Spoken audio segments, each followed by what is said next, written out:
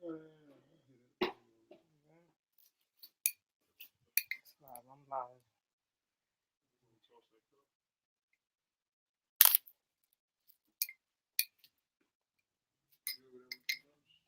Yeah.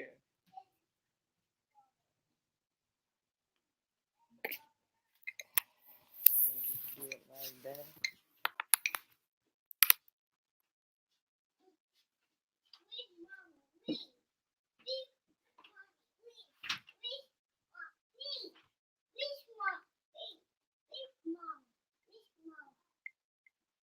You press on? Yeah. What's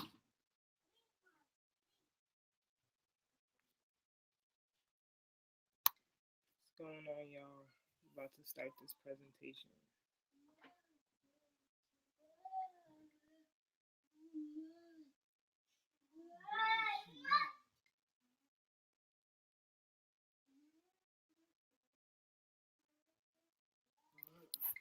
Ready? Yeah.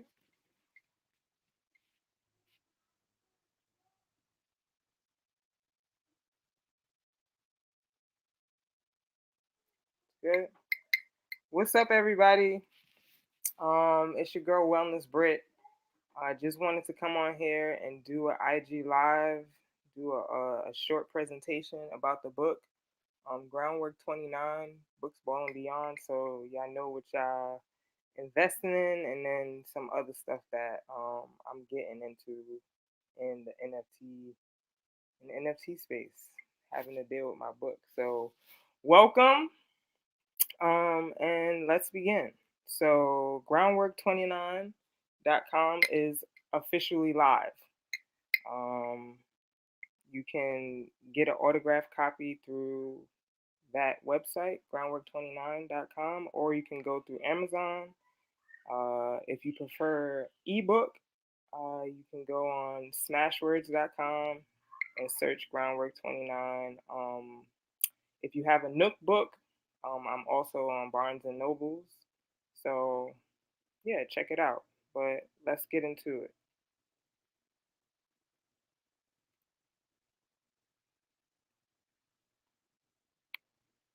This is my first time doing a IG live, so y'all gotta bear with me.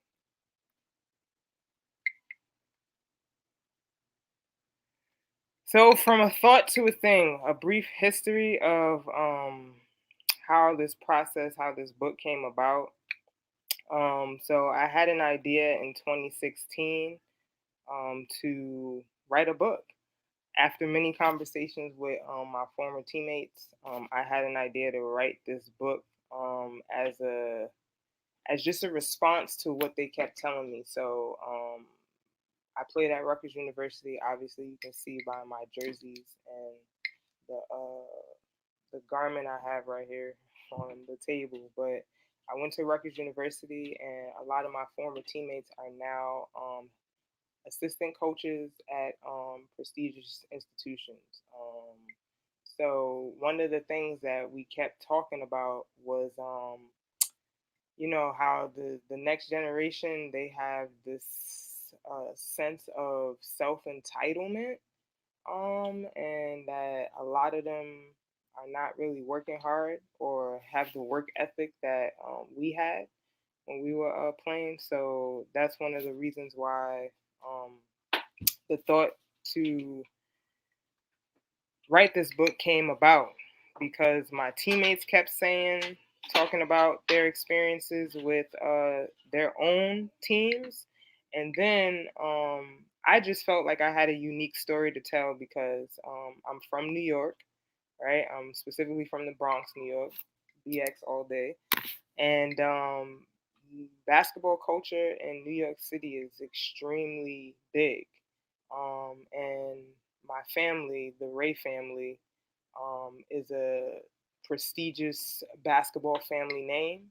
So I thought that I had some credibility to offer my insights into, what it takes to be a student athlete and what it takes to get a free ride to school. My oldest brother went to Villanova University. and his class, his class included Jason Frazier, uh, Randy Foy, Curtis Sumter, and my brother Alan Ray. And they were kind of like, that was Jay Wright's like first real class, that kind of like sparked the whole four guard, uh, you know, inception of what Villanova is known for today. So um, that's one of the reasons why I thought I had a good idea to write a book. So that started in 2016. Um, and I thought I was going to go through a traditional publisher, but um, they were trying to take too much percentage of the ownership, as much as 15%. And for me, I think ownership is a really, really, really, really big thing, that to um, we need to be addressing in the Black and Brown community. Like, if you don't own your stuff, then what sense does it really make? You can't use it. You can't use your own image and likeness because somebody else owns your stuff, right? So, um, I'm not from the music industry, but you hear those stories all the time of, you know, where these, people sign contracts and they sign off and they give up ownership. So I did not want to give up ownership. So that's why I think it took much longer for me to get this book out, because I wanted to go the self-publishing route. So in 2017, I went on a trip overseas with my best friend, and this trip actually allowed me to write a very, very big portion of my book. I think the trip was about a week long, and we traveled from Paris to Italy, and every opportunity that I got to write, whether we were traveling, on the train, or whether we were traveling on the plane, going from, country to country, I was writing. I took every opportunity that I had some downtime to write, and um, words really started to flow when I was on this trip. I guess because I was in such a relaxed state. So so yeah, that trip, I didn't know it at the time, was a very, very pivotal trip for this book. So I am forever indebted to my best friend Whitney for allowing me to come on her first trip overseas. Um, it was her first trip overseas as well. So I'm happy that I had the opportunity to do that with her. And then 2018, so it took me about a year and a half to write the book, and then I spent the other three, the rest of the time looking for a publisher, and I finally found um, a publisher in 2018. It was definitely by way of one of my former coaches.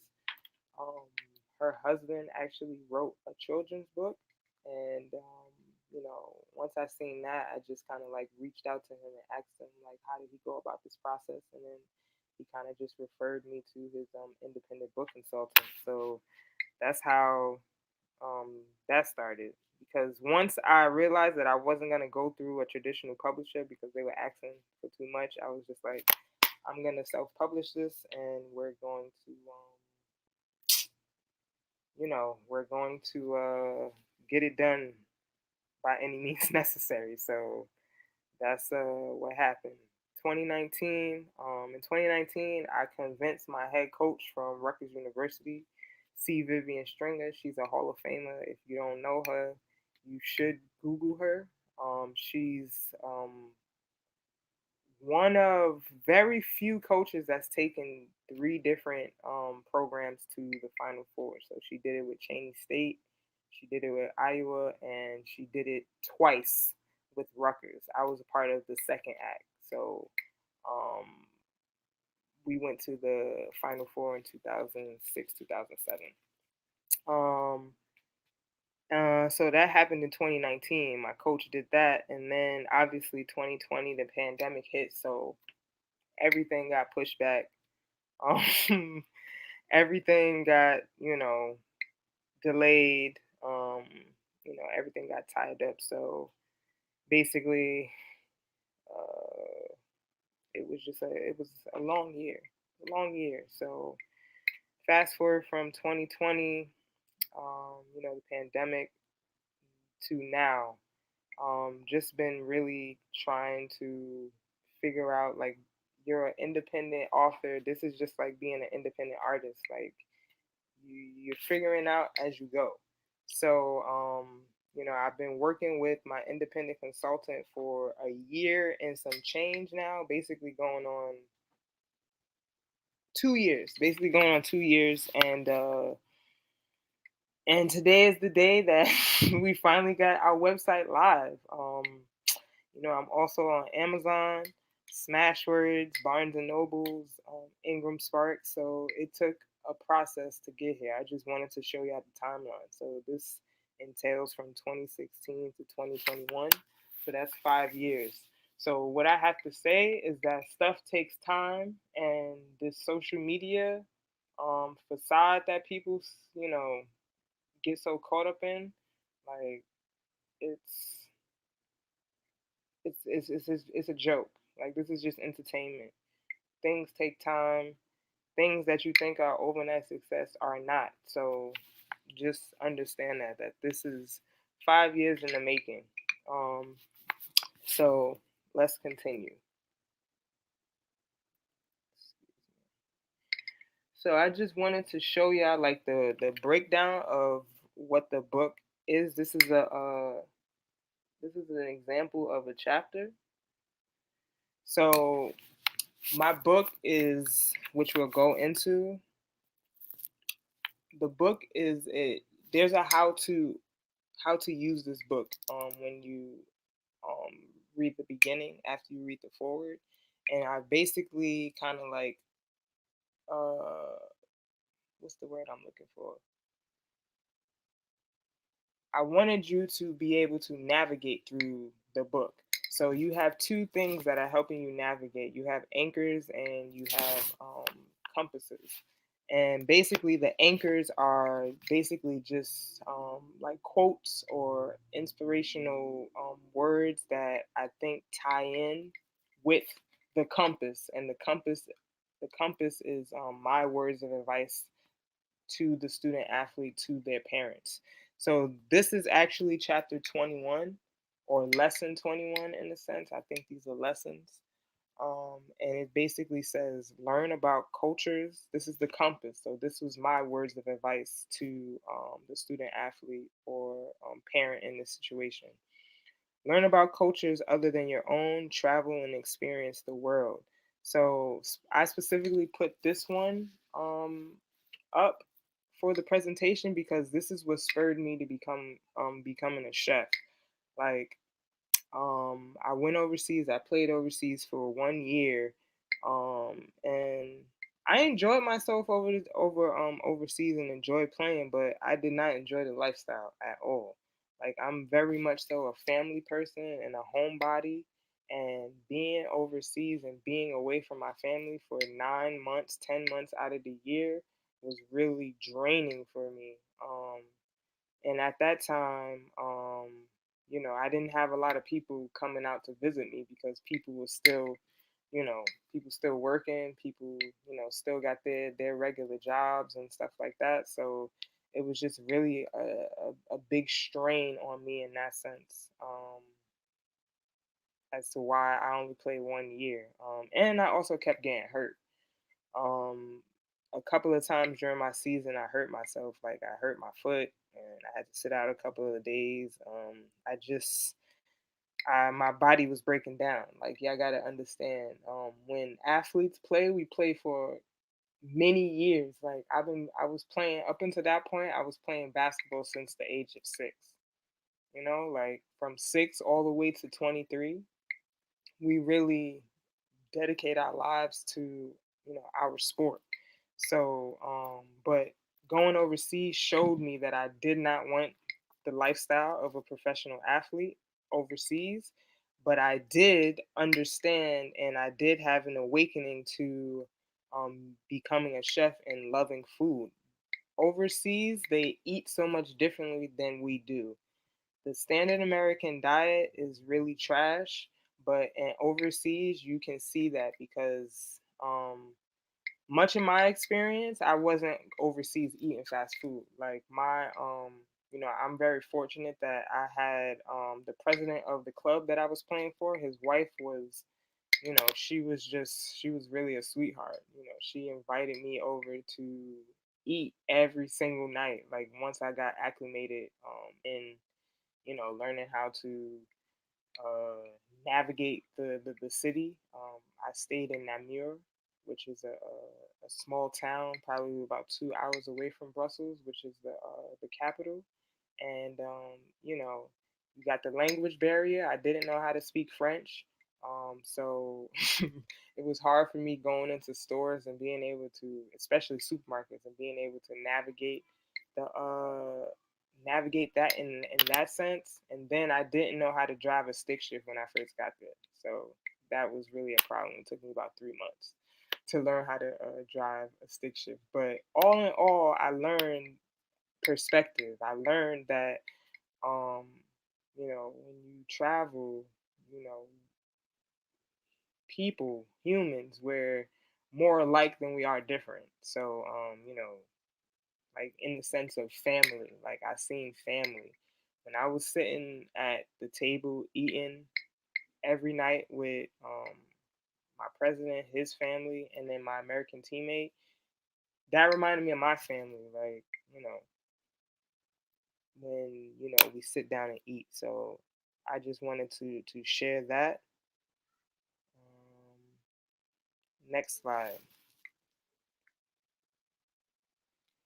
So Groundwork 29 is basically my legacy offering to the next generation of athletes. Like I really put a lot of intention into this book because you always hear those stories of athletes who fall by the wayside, or they didn't have the good grades the to get the scholarship or something like that. And for me, I always thought that was kind of just ridiculous that you would, you know, if you could control something, you would let that fall by the wayside and let that absolutely alleviate the opportunity for you. Like that didn't make any sense to me. Like I always wanted to excel at academics and athletics at the same time. So, um, I took those two things very seriously because that was a lot of part of my life. Just being in school and playing ball. So I wanted to make sure that all the trials and tribulations that I went through, me not getting drafted into the WNBA, me not becoming a doctor, why I didn't become a doctor, me not, me not, what else? What else? Me becoming a professional chef, me becoming a certified holistic health coach, like this all played into a part of, this is all expressed in this book, like why I made these pivots and why I made these shifts. Um, understanding that you need a mentor in college, not just for basketball. I think I just had, for me, I wish that I had a mentor um, for in life too. Like I had a mentor for basketball with one of the alumni while I was at school, but I didn't have like someone telling me, "Oh, you should be thinking about this after after you're done playing." Like I didn't think about that. Like I was so narrow minded on either going to medical school or becoming a professional athlete that I didn't hone in on anything else that I really, really, really wanted to do. So um I kind of like spilled my heart out in the book and just, talked about that. How this is also me paying homage to everyone who's ever invested in me on my journey. That's from when I was a jit to right now as a, as a 33-year-old. So um, I hope that when y'all read this, that y'all feel that. Y'all can feel that sense of of love and intention in the book. So, just to give a highlight of how the book is broken down, I broke the book down into three different seasons. So, the first season obviously is books, and it basically just talks about my time in school and how important school and academics is for the student athlete. Like cannot cannot get through, cannot elite. What's the word I'm looking for? You cannot get rid of the books and just go straight to the ball. Like this is a requirement. This is a necessary thing. And for me, I love school. So school was a safe place for me, a safe haven. And then the people that I met in school were even more of a safe haven. Especially for me in high school. Like I went to an all girls college preparatory high school in the Bronx, called Aquinas High School, and um, unfortunately, my high school is closing this year, which is really sad. So that's why this book is even more important to me because I'm etching my high school, Aquinas High School, in stone by putting it in this book. Um, that high school will never die, um, to me because of all the memories that that school has has set in my in my cerebellum. You feel me? So books, school and academics, ball, the training, the sports, like what goes into your life as an athlete. Like I just went into my life, starting at the age of 6 because I wanted to be like my older brother. And then watching his journey first and forehand, and seeing him thrive and excel, and me wanting to do the same thing. And then, you know, getting obtaining a state championship because I seen my brother get a state championship. Going to a Final Four, and losing in the national championship, and then the whole Don Imus scandal and stuff like that. Like a lot of people don't know that I was a freshman on the Rutgers team when Don Imus, made those egregious remarks. So I talk about that story in the book. So these are the things that you know I felt that were worthy of talking about, and then the beyond. What's your second take? What's your next take after you stop playing? For me, it was me being a chef, so that's why you see the cutting board and the knife. I've been a chef for the past decade. I've worked in a number of different establishments in my culinary career. I've worked at a four-star hotel. I've worked at a chain restaurant. I've worked at a yacht club. I've worked at a farm to table restaurant, and I'm now vigorously working for myself with my business, Smiling Bellies Health Consulting, which is basically, in a nutshell, it's a wellness advisory firm. I consult athletes, student and professional, and I can consult community institutions on plant-based eating and how to engage in a whole foods plant-based lifestyle. So that's what I do with Smiling Bellies. But one of the things, one of the other ventures that I'm also working on and also looking to bring more people into is the NFT space. Um, and there's a lot more education that needs to go into that, but trust, um, I do have a NFT that is connected to my book, right?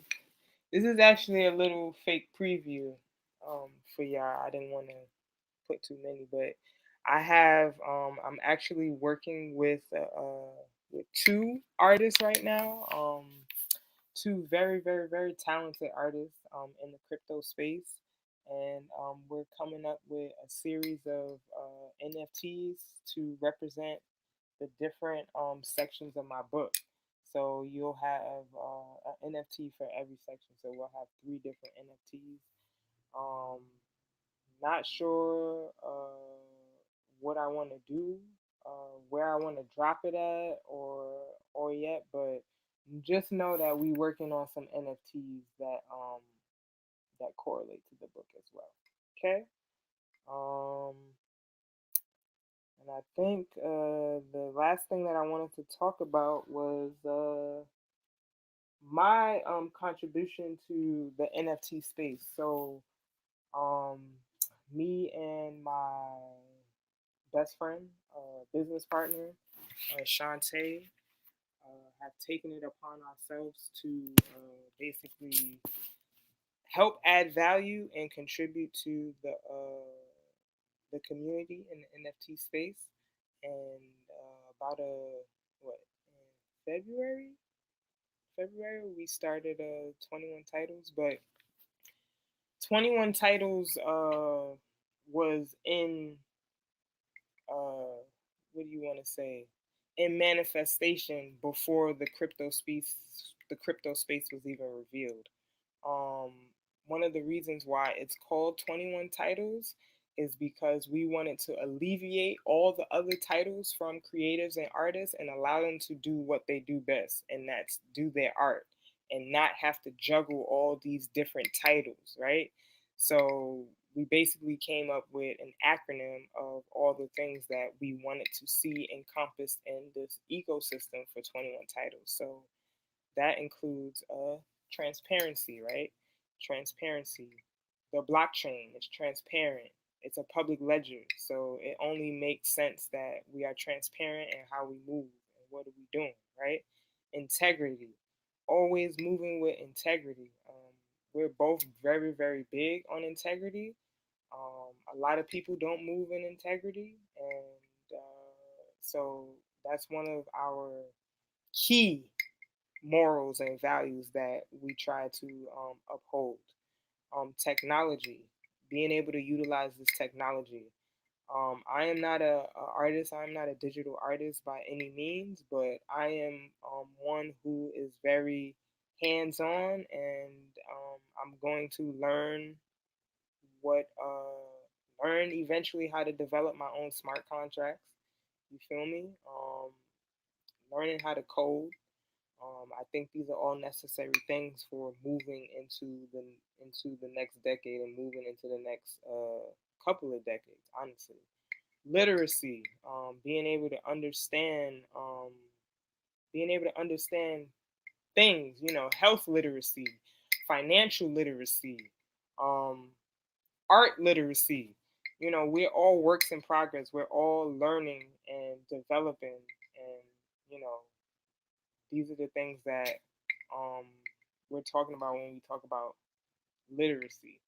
Empowerment. We're here to empower and uplift the community. So, um, but we're also here to forge much needed conversations. Like I put facilitating needed dialogues and amplifying Black and Brown voices in the NFT space. Excuse me.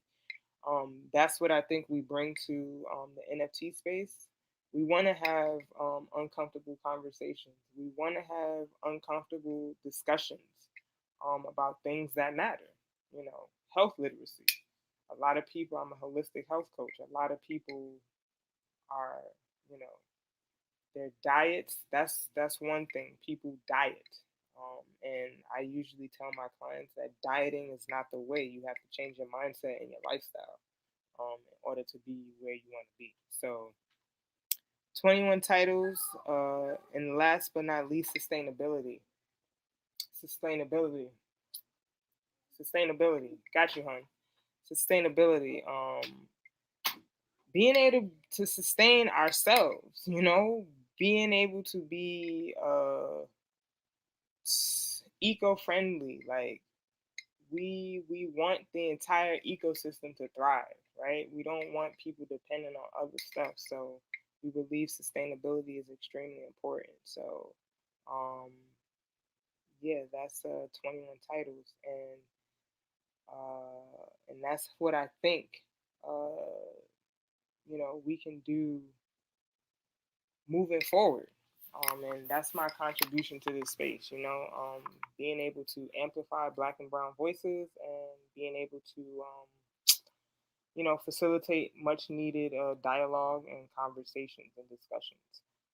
And last but not least, one of the other things I wanted to talk about is we also, I forgot to put in the presentation, but we also have, I purchased some digital real estate in the metaverse, specifically crypto voxel. So think of metaverse as just the name for virtual land, right?